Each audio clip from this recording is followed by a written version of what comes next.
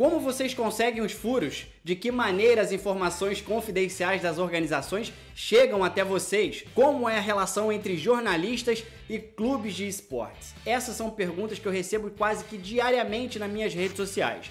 E por isso, o vídeo de hoje vai ser contando sobre os bastidores de novo, mas agora não sobre as organizações, e sim sobre o jornalismo em esportes eletrônicos. Eu perguntei nas minhas redes sociais quais eram as maiores dúvidas que vocês tinham sobre essa área. E eu selecionei algumas aqui para responder até vocês e também trazer um pouquinho sobre os bastidores dos furos de reportagem e até também alguns exemplos. Tudo isso agora.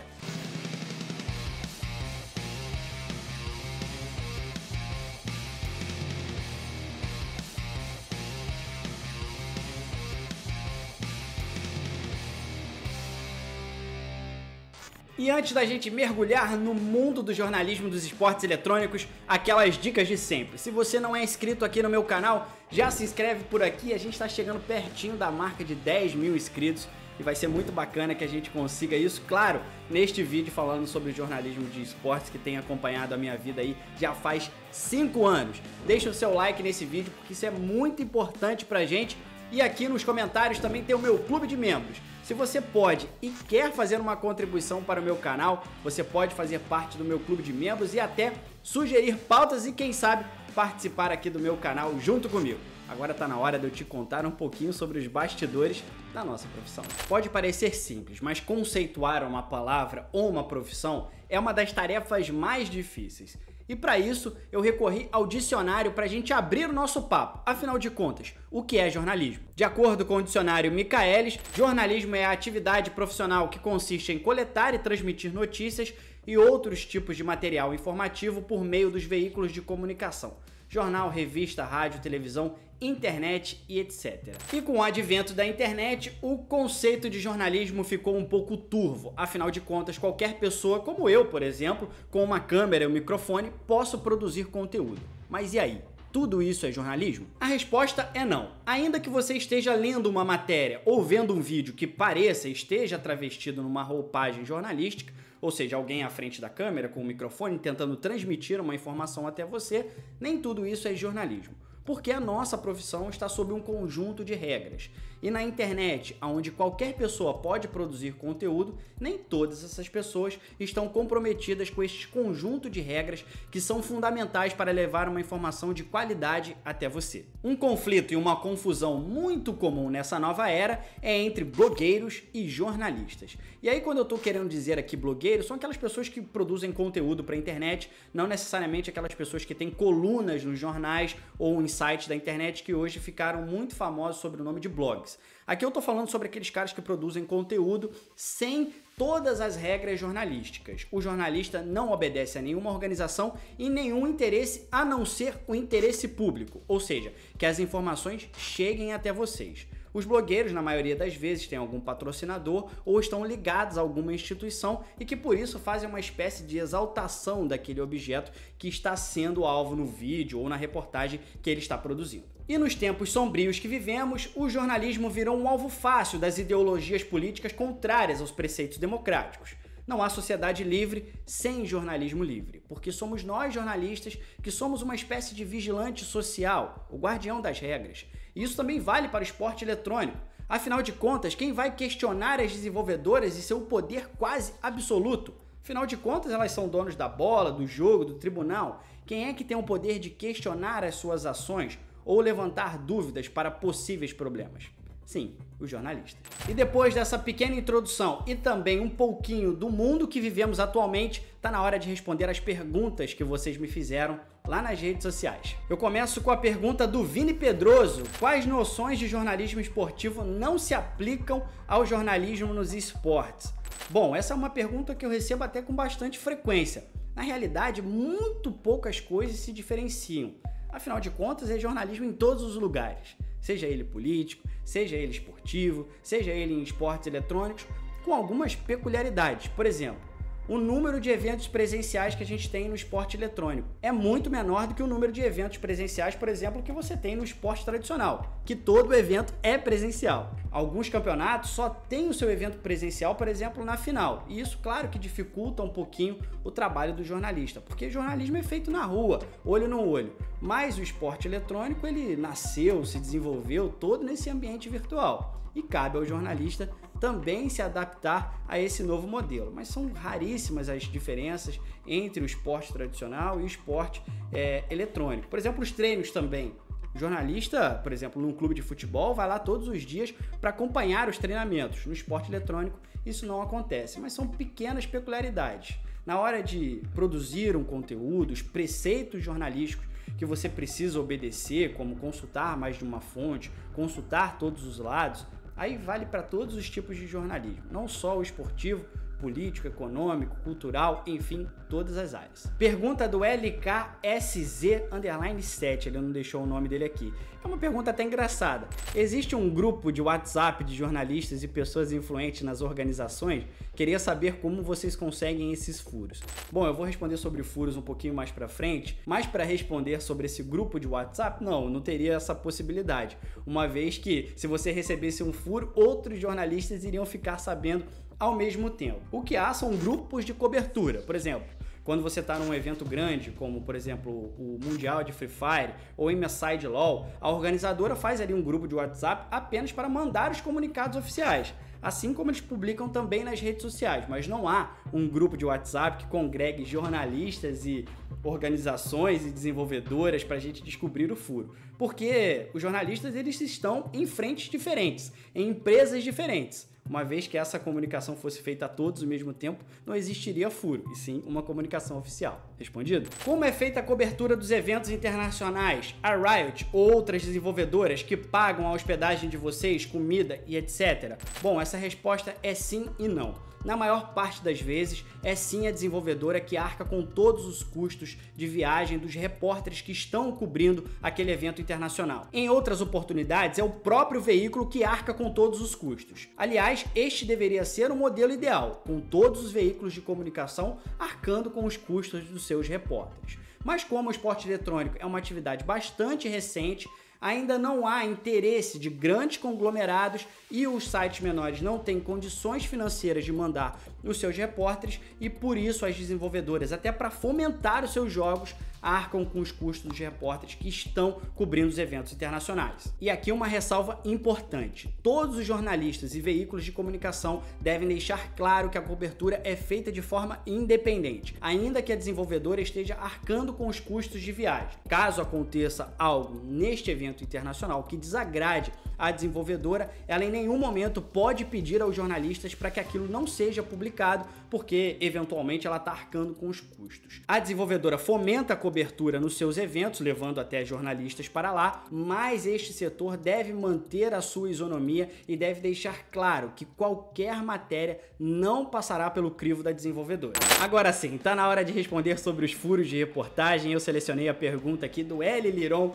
que diz o seguinte: como vocês conseguem tantas informações internas? O valor da multa que foi paga em tal jogador vai para tal org com 100% de certeza. Como, ele pergunta, como os jornalistas conseguem todas essas informações? Bom, esse é o trabalho mais difícil que um jornalista pode ter, que é a construção de fontes. Quando você já está há algum tempo cobrindo aquele setor, você eventualmente vai conhecer as pessoas influentes que fazem acontecer as engrenagens dos esportes eletrônicos. Os donos das organizações, as pessoas que trabalham nas desenvolvedoras, jogadores, qualquer pessoa que trabalhe nesse meio, advogados, fisioterapeutas, assessores de imprensa, todo mundo pode ser uma fonte em potencial. E agora, respondendo diretamente à pergunta, como a gente consegue todas essas informações confidenciais, a verdade é que não tem resposta. Na maior parte das vezes, uma fonte já conhecida pela gente nos transmite a informação. E aí cabe ao jornalista fazer a filtragem. Essa fonte é confiável? Ela acerta a maior parte das vezes quando ela fala alguma coisa para você? Sim ou não?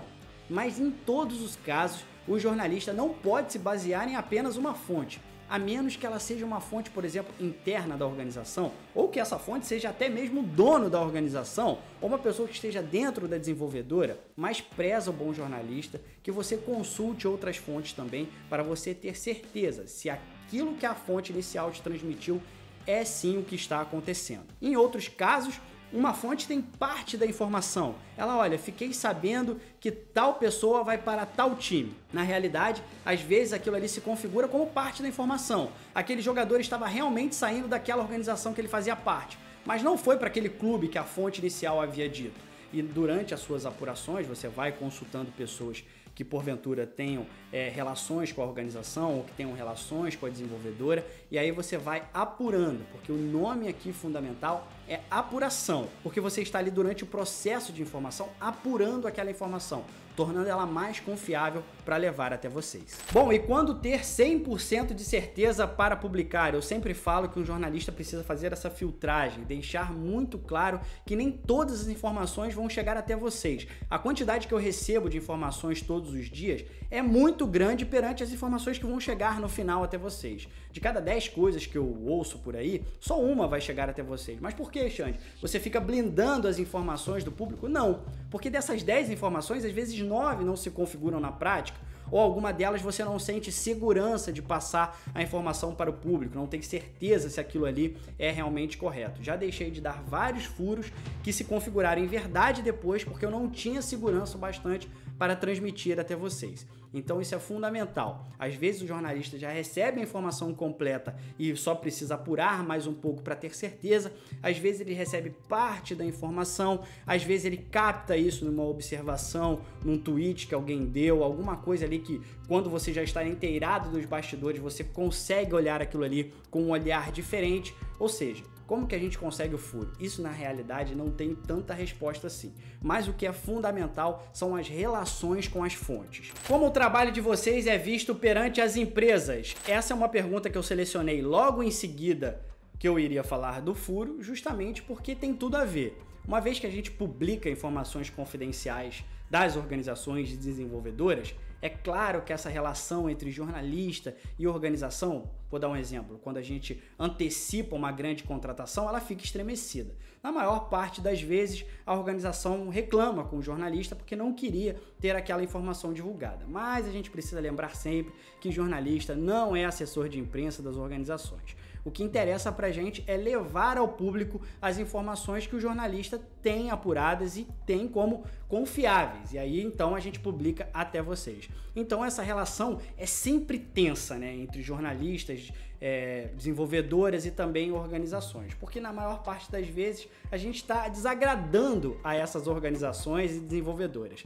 Então é uma relação bastante tensa, mas em contrapartida, estas mesmas organizações que reclamam da gente quando a gente dá algum furo ou alguma informação confidencial delas, é também a gente que elas procuram quando tem alguma coisa errada no campeonato, quando elas acham que foram, por exemplo, prejudicadas, procuram aos jornalistas, porque é exatamente a gente que vai fazer esse papel de questionar logo em seguida. E nem toda matéria é um furo, algo que a fonte bate para o jornalista. Tem também o trabalho do repórter, aquela história que você quer desvendar ou que você quer cavar para tentar saber qual é a verdade sobre aquele assunto.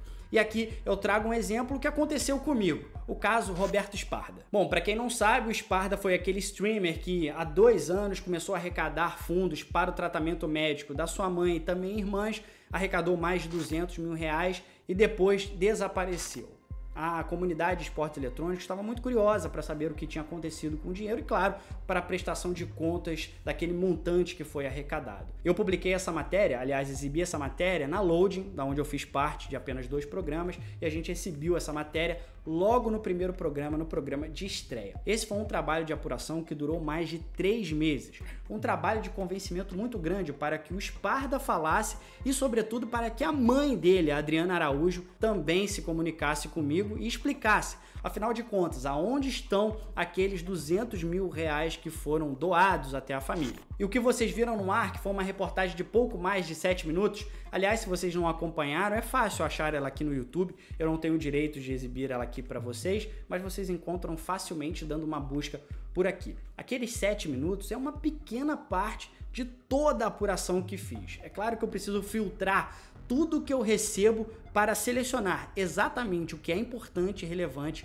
para a reportagem. Só de ligações com a Adriana Araújo, que é a mãe do Roberto Sparda, eu tenho mais de 4 horas de ligações telefônicas. A história começa de um jeito e a partir do movimento de apuração, e também você vai questionando algumas narrativas da Adriana Araújo, que começou me contando uma história, mas a última ligação é uma história completamente diferente, porque algumas coisas que ela havia me contado, eu já havia conseguido apurar, algumas coisas que realmente se configuraram em verdade, mas que outras coisas se configuraram em mentiras. Então, para chegar até o produto final, até vocês, há um grande esforço de apuração que a gente às vezes fica semanas, meses para levar até vocês. Então nem sempre o trabalho jornalístico é aquele de furo de reportagem. Tem também o trabalho árduo, pesado, difícil, de grandes apurações, mas que, claro, se configuram em boas matérias. Aliás, esta reportagem com o Roberto Sparda é uma das quais eu mais me orgulho e que infelizmente virou pauta de polêmica dentro da minha empresa, porque não entendia absolutamente nada sobre jornalismo